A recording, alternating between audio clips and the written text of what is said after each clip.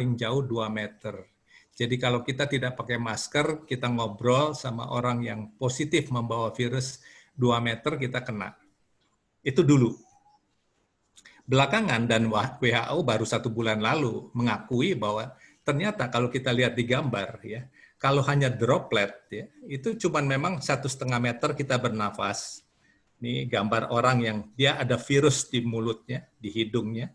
Dia bernafas saja, itu 1,5 meter virus itu akan jatuh dengan gaya beratnya jatuh ke lantai 1,5 meter. Ya. Kalau dia bersin, ya, itu bisa sampai lebih 6 meter. Kalau dia tidak pakai masker, ya.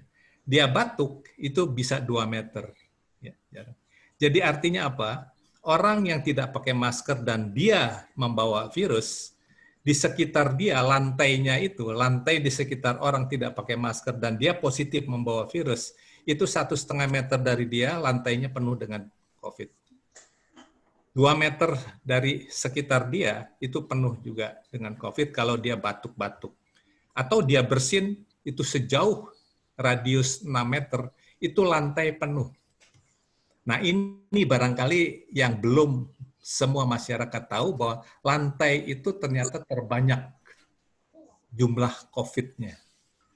Itu juga alasan kenapa di rumah sakit di Wuhan dulu pertama kali COVID ditemukan, itu lantai rumah sakit itu betul-betul banjir dengan virus tanpa bisa kita lihat. Jadi orang yang menginjakan kaki di sekitar rumah sakit atau di sekitar orang yang tidak pakai masker, dan kita tahu sekarang di luar rumah itu kan banyak orang-orang yang kita tidak tahu dia bawa virus atau tidak, tapi kalau dia nafas saja, itu virusnya udah menyebar sekitar 1,5 meter dia. Kalau kita di terminal, di stasiun, atau di mall, kita berdekatan dengan orang yang tidak pakai masker dan dia positif membawa virusnya, 1,5 meter dari dia kita akan terpapar. Kita akan tertular. Jadi begitu bahayanya orang tidak pakai masker kalau dia ternyata membawa virus COVID. Nah, yang lebih menakutkan bukan saja droplet, tetapi yang disebut aerosols. Ya, kita lihat aerosols. Aerosol itu serbuk-serbuk dari yang keluar dari mulut dan hidung, yang lebih halus ukurannya dari sekedar percikan ludah. Ya, yang tadi kita ceritakan itu percikan ludah, droplet. Tapi ternyata ada serbuk yang bisa melayang di udara, yang ukurannya sangat kecil, kurang dari 10 mikron, dan dia bisa lebih dari 10 meter. Bukan saja jauhnya, tapi berterbangan bisa 2-3 meter di udara. Nah, ini yang sangat berbahaya. Ini yang menentukan mengapa kalau kita beribadah, mengapa kalau kita kumpul di ruangan tertutup, di bar, di restoran, ya, di gym, ya, kalau latihan gym misalnya, itu menjadi sangat berbahaya karena aerosol ini. Termasuk kalau di pesawat udara. Karena aerosol ini bisa lebih dari 10 meter kalau orang itu tidak pakai masker. Ya. Nanti kita akan cerita bagaimana kalau pakai masker. Jadi aerosol ini yang barangkali masyarakat kebanyakan kurang memahami sehingga tidak menghayati, sekali-sekali kita buka ya, masker kita waktu kita makan, waktu kita ngobrol. Masyarakat kita cenderung suka ngobrol.